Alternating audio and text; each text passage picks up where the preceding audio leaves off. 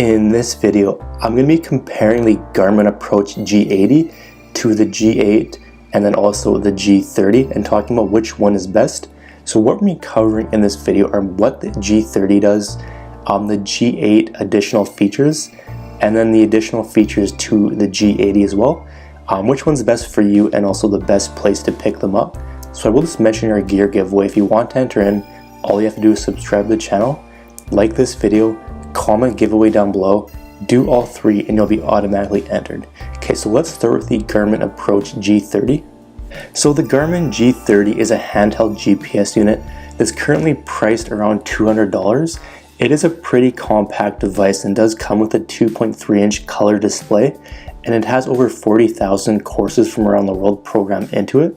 It's going to tell you the distance to the front, middle, and back of the green, as well as the distance to hazards and dog legs. And then it also has touch targeting, which is cool, and you can basically move the pin around to get exact distances to different spots on the green. So it can definitely come into play whenever you are really close to the green and you need a precise distance. So who is the G30 for? So even though the G30 has some good features and seems well built, I do prefer other models. The screen is a bit small and the resolution quality isn't that good compared to others. The Garmin X40 watch is cheaper and does pretty much the same things, so that's one option. And then the Garmin G8 is a bit more expensive. It's a bit more accurate as well though, and it does have a few more features. So either of those I would recommend over the G30. But let's talk about the Garmin G8. So the G8 is another handheld GPS unit that's around $100 more than the G30 and is slightly better in my opinion. So the G8 has all the same features as the G30, but it also has a bigger and higher quality screen. The second addition is the Plays Like feature, which is going to take into account elevation and give you a better yardage estimate. So pretty much the G30 is just going to give you a straight line distance. With Plays Like, let's basically say that you're 150 yards out, but you're playing uphill. Plays Like will tell you that it plays like maybe 160 or maybe 170 yards.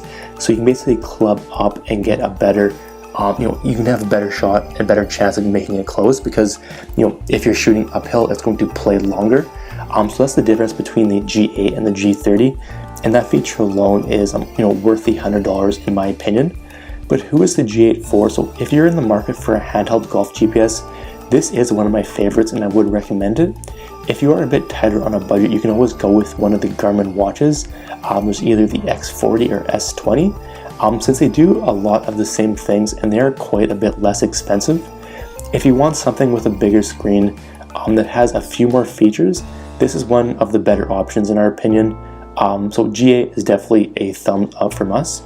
But the Garmin G80 is basically a handheld GPS device that's also comes with a launch monitor built into it. So it's about $200 more than the G8. So it is pretty expensive, but it basically does have pretty much all the same GPS features.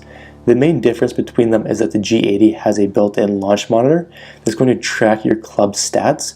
So it's going to show you like your carry distance, your club speed, ball speed, smash factor, and also swing tempo. So if you are looking for that, it definitely is quite a bit more expensive, but you do have that additional feature that some people do want. But let's talk about who the G80 is for. So if you're someone who golfs a lot, you have this spare money laying around, this could be a great option for you. It is an expensive device that probably isn't worth it for the average weekend golfer. But if you just want like a GPS, you don't care about the launch monitor, I would recommend the G8 or one of the Garmin watches. But if you do want to know like your club stats, distances, tempo, all that kind of stuff, I would say that it's definitely a good device and worth picking up. Let's just cover some pros and cons of getting a GPS or something like this. So having some sort of GPS is really going to help you with your distance control. And then seeing exact yardage to hazards and dog legs can really help your game. Just being able to miss those and give you a way better chance of hitting the green in regulation. It's definitely going to be a great option. Cons, they are pretty expensive GPS devices, and you're probably not going to get enough value from them if you only golf a few times per year, but there are cheaper options for that. Okay, so those are kind of the main pros and cons of getting a GPS like this. But let's do a breakdown on how they actually performed.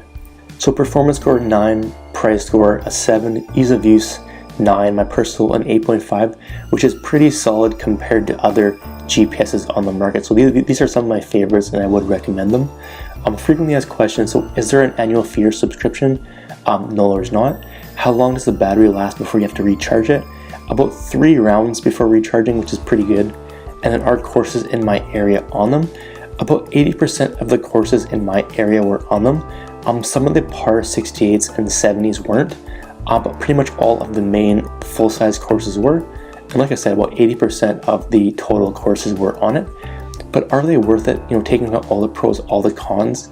I would say I do think every golfer should have some sort of device like this to get the whole yardage and all that kind of stuff.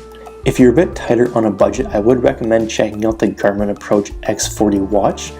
But if you do want a handheld GPS with a few more features, you're going to use it quite often, and you do have the spare money laying around, I would definitely recommend the Garmin G8 or the G80. Both of them are solid devices and I have used both of them quite often. But if you would like to see more images or reviews of any of the mentioned products, or you want to get any of them for the lowest price available, click the link in the description down below. At the time of the video, that was the best place I could find it, so you can go ahead and check out the current price if you want. And if you have any questions, leave a comment down below. I'll get back to you as soon as I can. And that's going to be it for the video. Hope you enjoyed, and we'll see you in the next one.